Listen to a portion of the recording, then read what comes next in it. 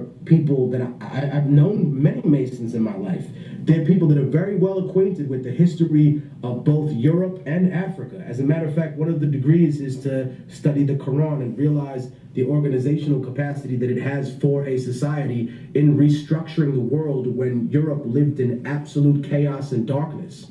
I think that when we're discussing this, we can then take a step back and say, okay, well, if Masons understand the complex concept of European history and African history, they know that Imhotep from Africa, from Egypt, is the father of thought for Socrates. You know what I mean? Is the teacher, the master teacher, so to speak, for Greek civilization. Then how can you tell me that you really believe that black people are 3/5 of a man?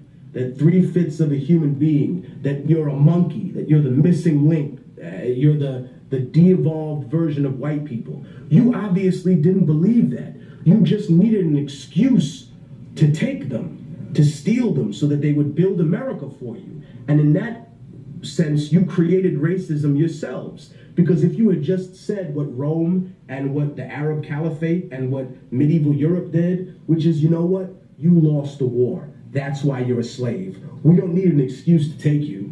We don't need anything to come get you, but you made up these religious lies. You made up legal lies. You know, we weren't allowed to, America was a real democracy until you gave everybody the right to vote. So how did we get to this point where you're now telling me that, you know, this was a great mistake that was made? How did you not know that these people were the same thing as human beings? Were the same human beings, and that we're all the same human beings? In my opinion, I think that they always knew. And they just made up these excuses so that they could get the free labor. Now, to some people, they're like, oh, well, obviously technique. Well, I'm glad you know that. Now go out and teach people.